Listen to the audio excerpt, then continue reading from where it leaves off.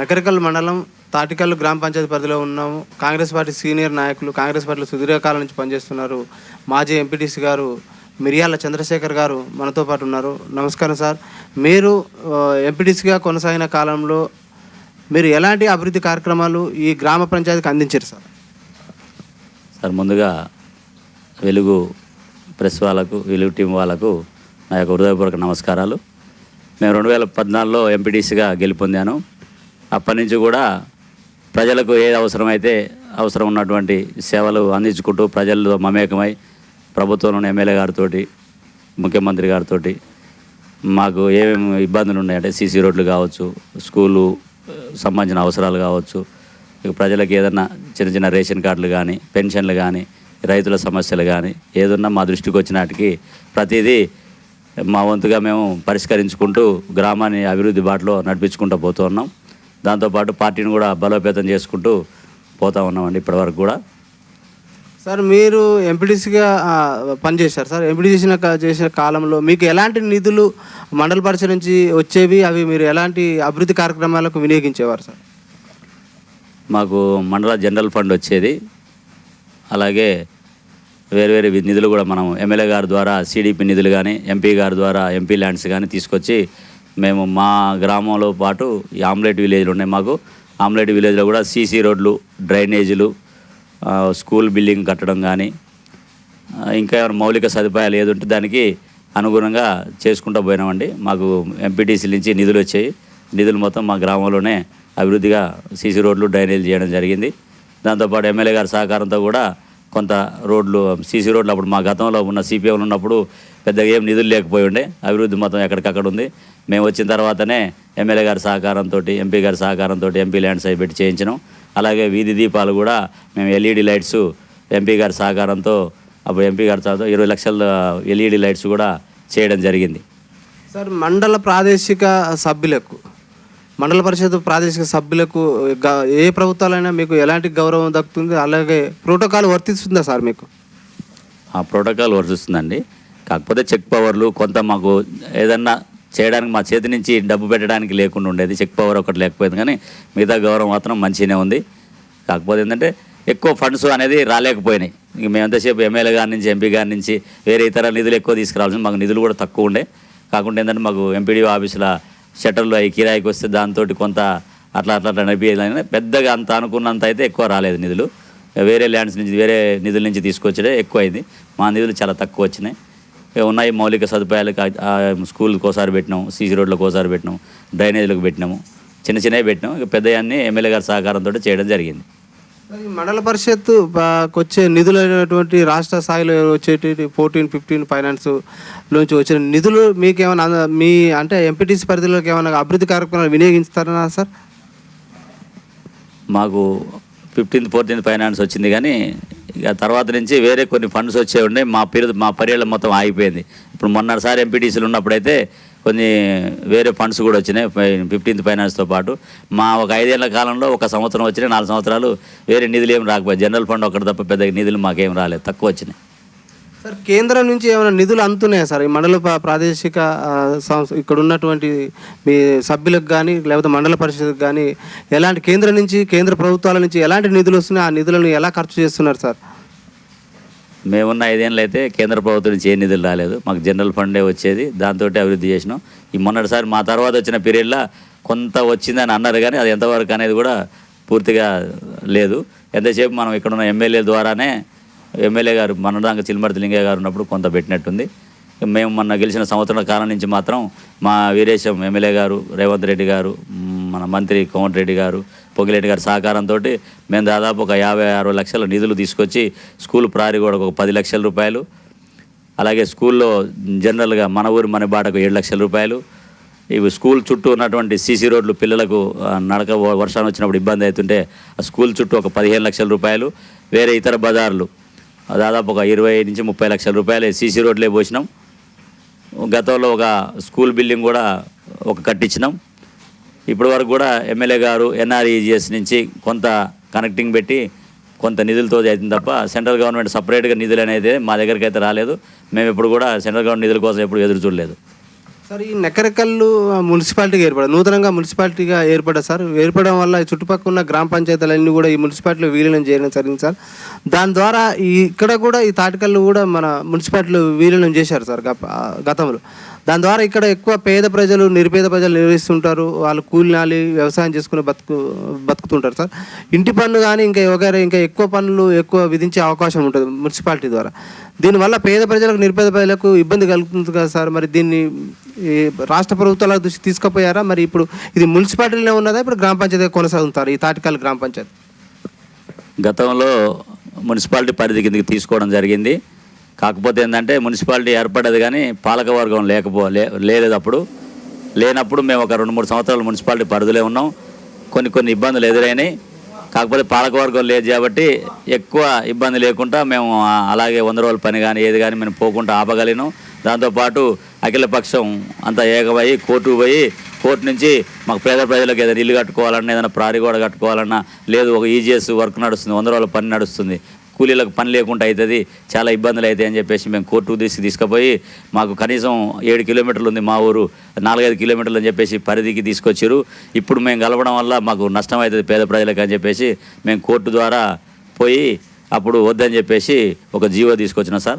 తర్వాత నుంచి కొద్ది రోజులు మా దగ్గర అసలు గ్రామ పంచాయతీ సర్పంచ్లు కానీ కొంచెం వెనక అన్ని వేరు ఉన్నాయి, మాది కొంచెం వెనకకైంది.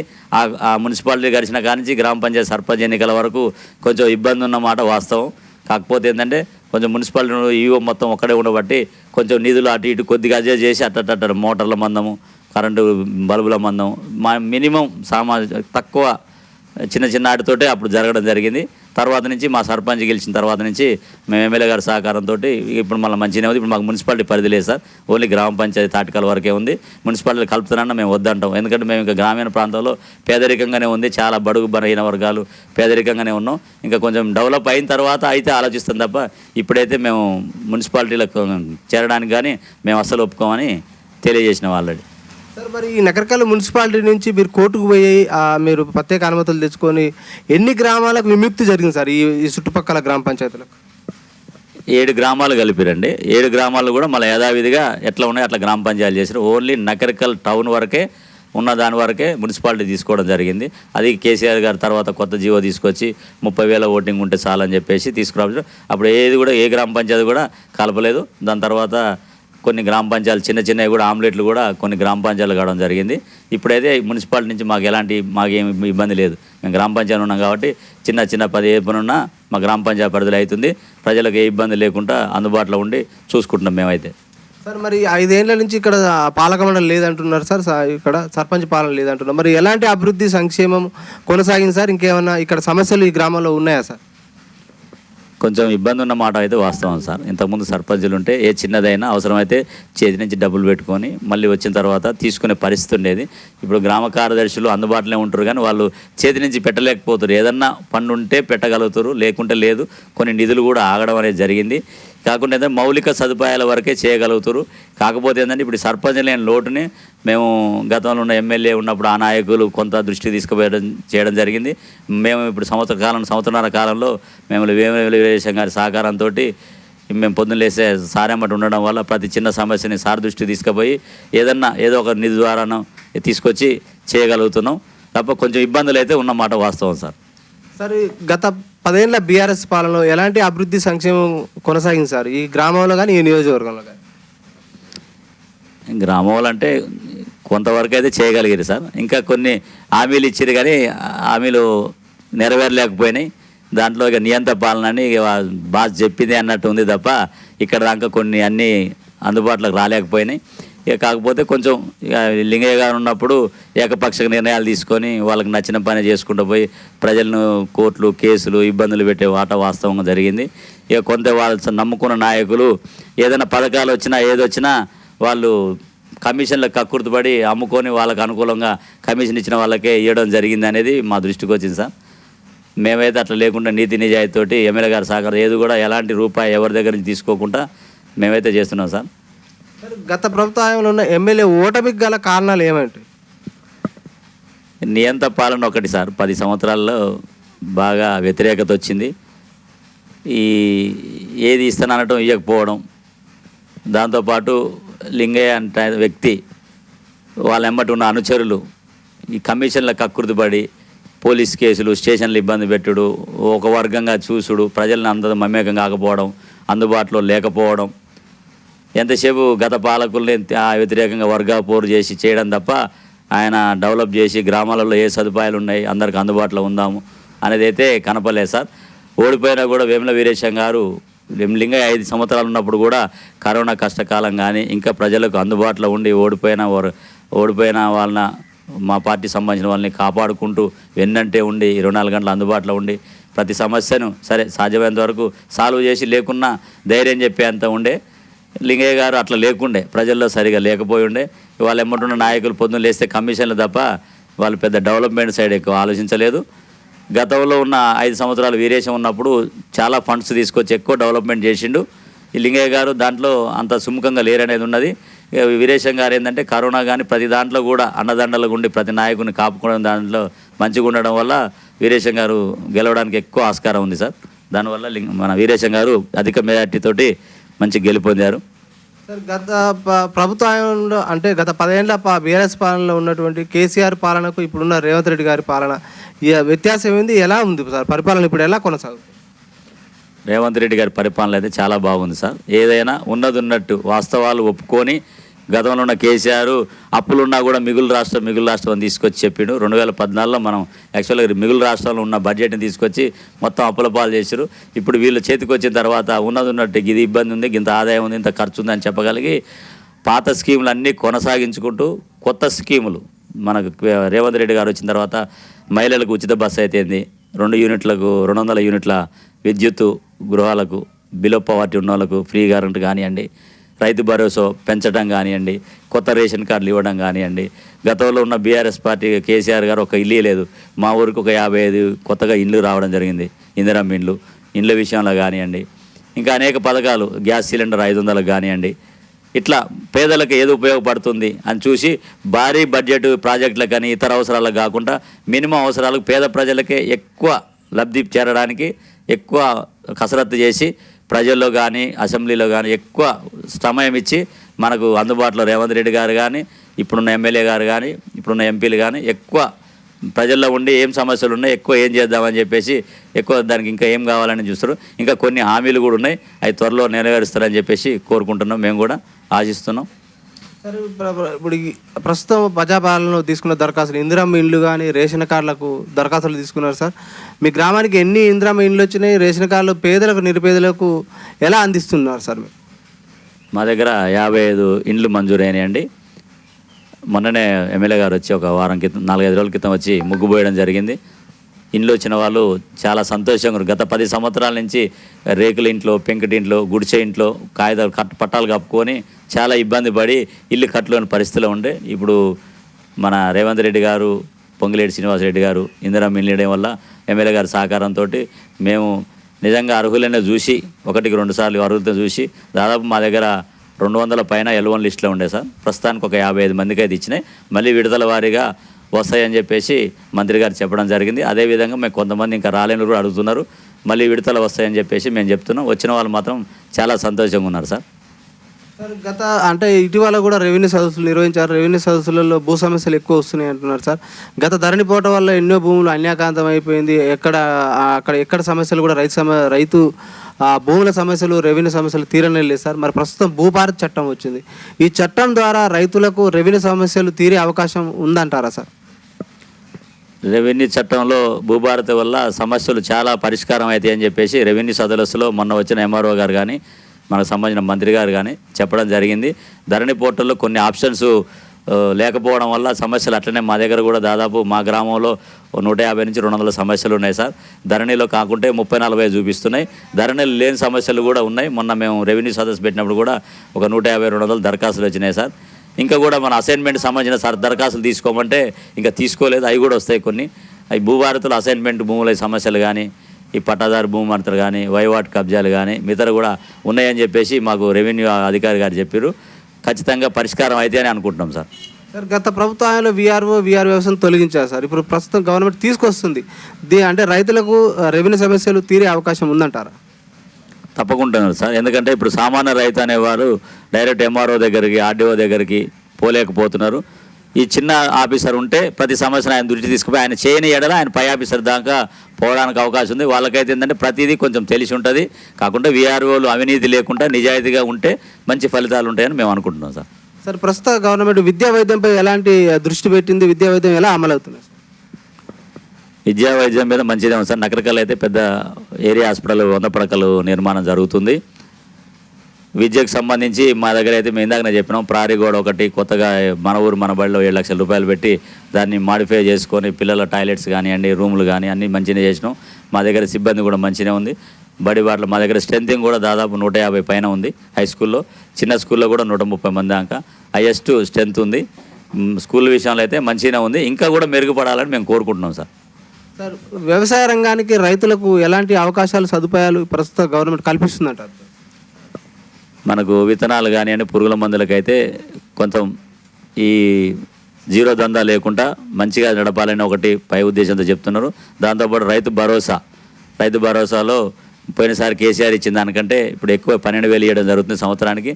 దాంతోపాటు మన రైతులకు 2 లక్షల వరకు రుణమాఫీ మా దగ్గర చాలామంది జరిగింది.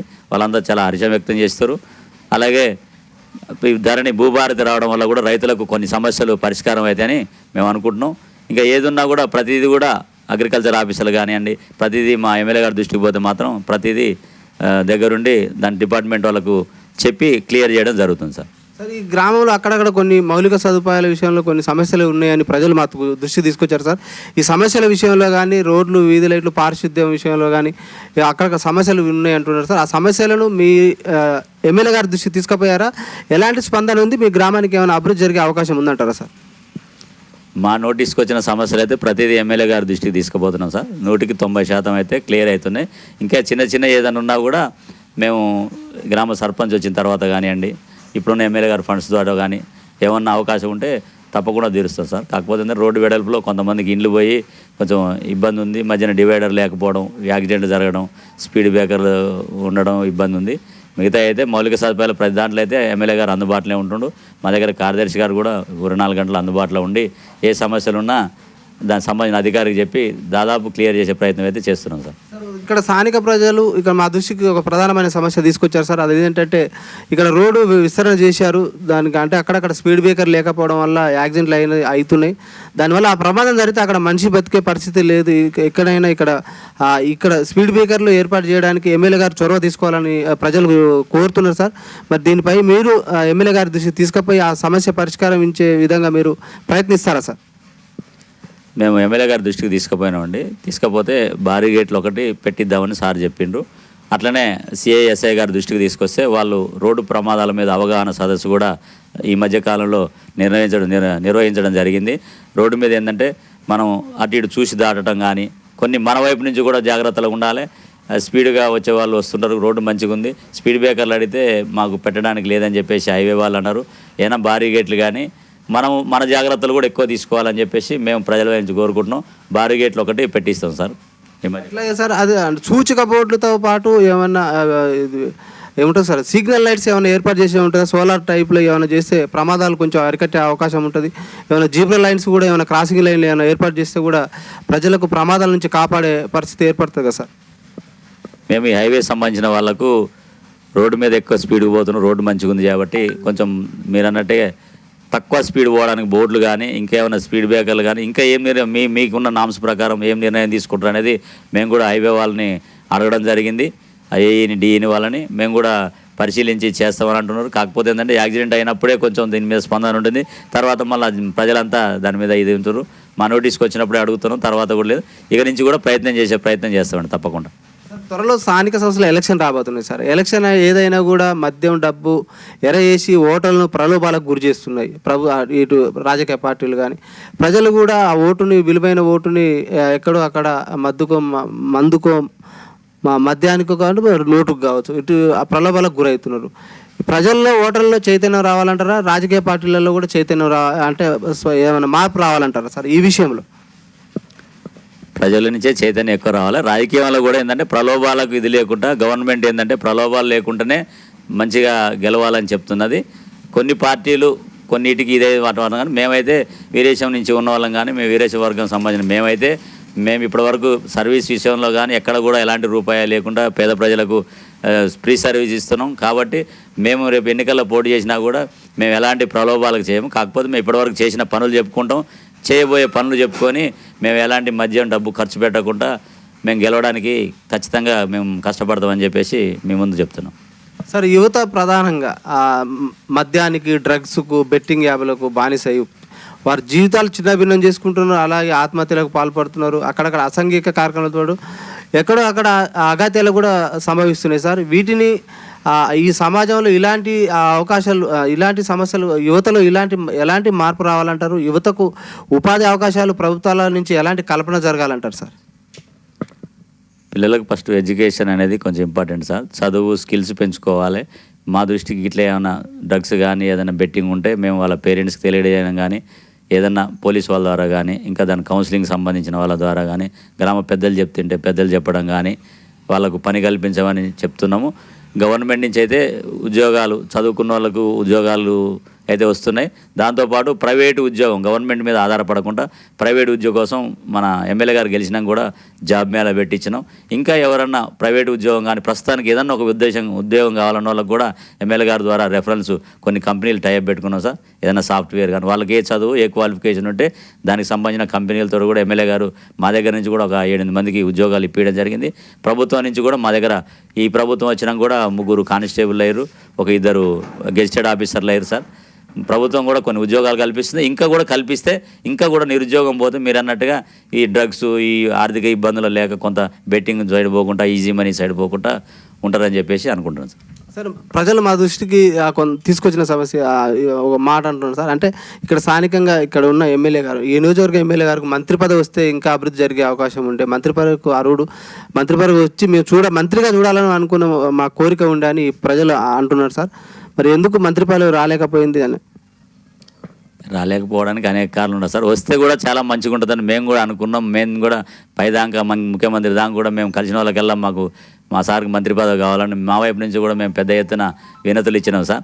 కాకపోతే ఏంటంటే ఇక్కడ ఈ జిల్లాలో అంతకుముందున్న సీనియర్ నాయకులు, మంత్రులు ఎక్కువ ఉండడం వల్ల ఒకే జిల్లాకు ఇవ్వటం అనేది ఒక ఇబ్బంది ఉందనేది అనుకుంటున్నాం సార్. మేమైతే ఎట్లాగైనా ఏదో ఒక పదవి అయితే ఇంకా వస్తుంది, ఇంకా పెద్ద పదవి వస్తుంది అనేది మేము ఆశిస్తున్నాం సార్. సార్, ఈ నియోజకవర్గం నుంచి ఎమ్మెల్యేగా ప్రాతినిధ్యం వహిస్తున్న గౌరవ ఎమ్మెల్యే గారు వీరేశం గారు ఎలాంటి అభివృద్ధి, సంక్షేమం కొనసాగిస్తున్నారు? ప్రజలకు అందుబాటులో ఉంటున్నారు సార్? నిత్యం ప్రజలకు అందుబాటులో ఉంటున్నారు. దాంతోపాటు ఏమేమి సమస్యలతోటి ప్రజలు ఎక్కువ ఇబ్బంది పడి నా దగ్గరికి ఏ సమస్యలతో వస్తున్నారు అని నోటు చేసుకొని మరి అటువంటి సమస్యలు మళ్ళీ పునరావృతం కాకుండా అధికారులతోటి పిల్లలు వచ్చే సమస్యలు ఏంటి, అధికారులతోటి అప్పటికప్పుడు ఫీడ్బ్యాక్ తీసుకొని వాళ్ళతోటి మళ్ళీ ఈ సమస్య పునరావృతం కాకుండా చూసుకోవాలని చెప్తున్నారు. ప్లస్ దాంతోపాటు గ్రామాలలో ఉన్నటువంటి ఇప్పుడున్న మాజీ ఎంపీటీసీలు, సర్పంచులు, కేడర్కి కూడా ఏదైనా నోటీస్కి వస్తే మా దగ్గర తీసుకురండి, మేము ప్రతి సమస్య పరిష్కారం చేస్తామని ఆ దిశగా అయితే 24 గంటలు అందుబాటులో ఉండి ఇంకేమేమి డెవలప్మెంట్స్ మా దగ్గర అయితే ఇప్పుడు ఇందాక చెప్పినాం కదా సార్, ప్రారిగూడ కానీ డెవలప్మెంట్ సైడ్లో సీసీ రోడ్లు కానీ ఇంకా ఆమ్లెట్ విలేజ్లలో చిన్న సమస్యలు ఉన్నాయి, ఏదున్నా తీసుకుపోతున్నాం సార్. 100% క్లియర్ అని ఇంకా 20% సమస్యలకు కూడా హామీ ఇచ్చారు సారు. ఇంకా మన ప్రభుత్వం 3 సంవత్సరాలన్నర ఉంటుంది ఇప్పుడు ఈ టర్ము. దీంట్లో మిగతా అన్ని విడతల వారీగా అన్నీ క్లియర్ చేసుకుందామని చెప్పారు. 24 గంటలు అయితే అందుబాటులో ఉంటుంది సార్ మాకు. ఫైనల్గా సార్, ఉచిత పథకాలపై మీ అభిప్రాయం ఏంటి సార్? ఉచిత పథకాలు అనేది ప్రస్తుతానికైతే మంచిగానే ఉంది సార్, సంతృప్తిగానే ఉన్నది ఇప్పటి వరకు అయితే. కాకపోతే ఏంటంటే ఉచిత పథకాల కంటే ప్రతి ఒక్కరికి పని కల్పించుకొని ఒకరి మీద ఆధారపడకుండా చేయగలిగితే మంచిది సార్. కాకపోతే గత ఉన్న పాలకుల నుంచి అలవాటు చేశారు కాబట్టి ఇక జనం అట్లే ఉన్నాయి కొనసాగించుకుంటూ కొత్త పథకాలు పెట్టుకుంటూ ఇంకా ఏదైనా ప్రజలకు నిరుద్యోగ సమస్య నుంచి ఎక్కువ ప్రతి ఒక్కరికి పని కల్పించుకుంటే మంచిగా ఉంటుందని నాకు సొంత అభిప్రాయం sir. Okay sir, thank you sir. చూస్తూనే ఉండండి మీ తెలుగు టీవీ.